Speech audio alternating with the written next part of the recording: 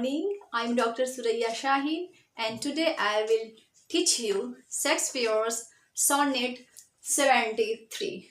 William Shakespeare, who is recognized worldwide as the greatest English writer, has not only written plays but also sonnets. He wrote 38 plays and 154 sonnets. Shakespeare wrote 38 plays and 154 sonnets, and Sonnet 73 is one of the most remarkable sonnets. Shakespeare's Sonnet 73 is written in 3 quatrains and 1 couplet. The sonnet is written in 3 quatrains and 1 couplet. This sonnet is written in iambic pentameter and the rhyming scheme is A B C D E F G G. Clear? So this sonnet 73 begins with that time of year thou mayest me in behold, when yellow leaves or none or few do hang. Shakespeare starts this quatrain with these lines. This sonnet is a philosophical poem and is addressed to a young man. He is anxious because he perceives to be his aging as old man. In the first quatrain, Shakespeare implies the metaphors of the winter day. You must know about the situation, the environment of winter day. How does the day look like? And the winter day in this sonnet symbolizes the boredom and the emptiness of old age.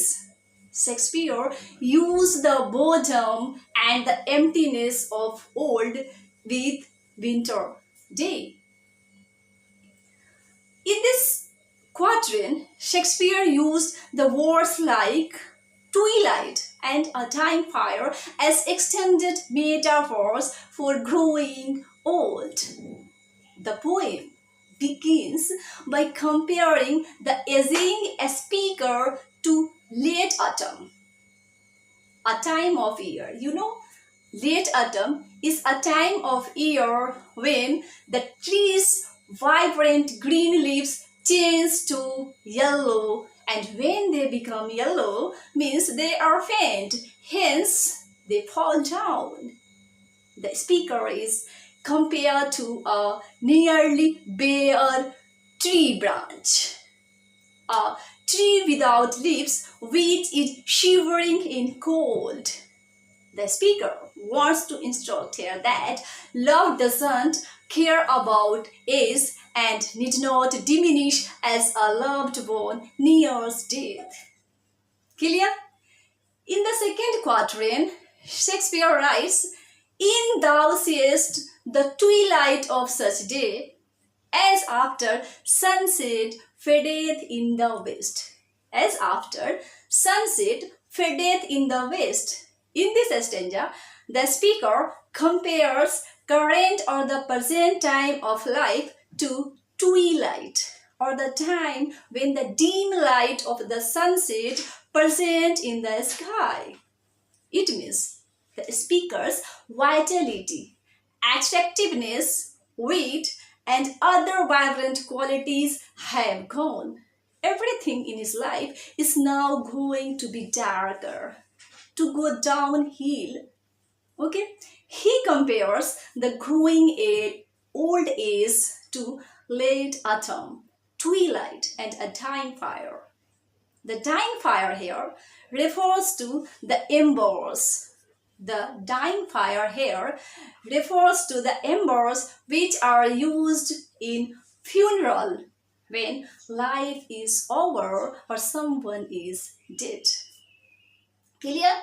In the third stanza, Shakespeare writes, "In me thou seest the glowing of such fire that on the ashes of his youth doth lie, as the deathbed whereon it must expire. In this quatrain, Shakespeare, the speaker, compares death to the ashes which comes after the fire is over. He compares death to a dying fire and accepts the truth of life, or truth of the certainty of death. This stanza highlights the connection between old age and death, that is the certainty of life. The metaphors. The fire is on its deathbed.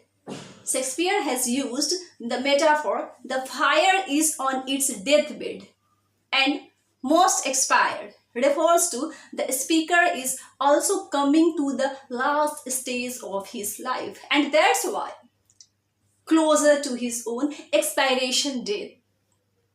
Okay, Shakespeare writes here metaphorically that winter follows spring, winter follows spring, and the process of season is a cycle one. The process of season is a cycle one, but in human life, the fading of youth, warmth, and light is not a cycle one, because youth will not come back in a person's life.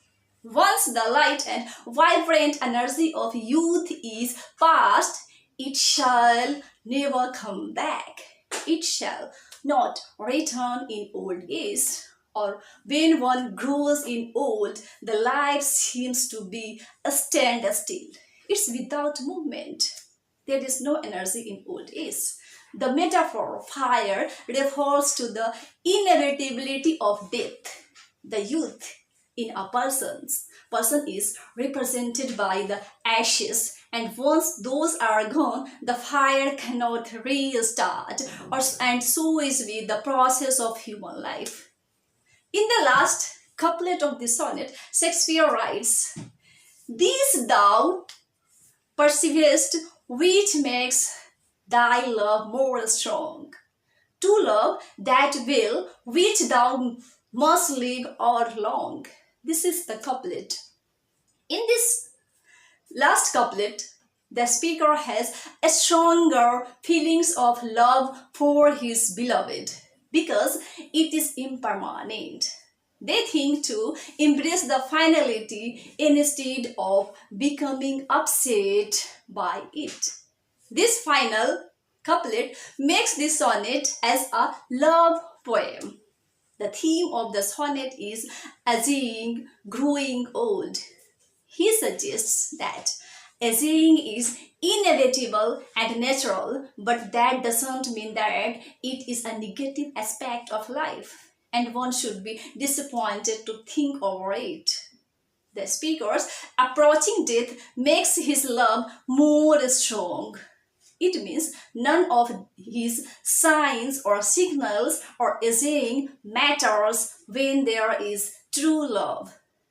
Thus, the poem overall focuses on the upcoming movement of time towards death. This natural process is not presented as a negative thing. Instead, the sonnet finally instructs that moving toward a definite ending can create the kind of intense feeling that gives meaning of life. Okay, so this is all about the sonnet 73. Thanks for today. We meet in the next class.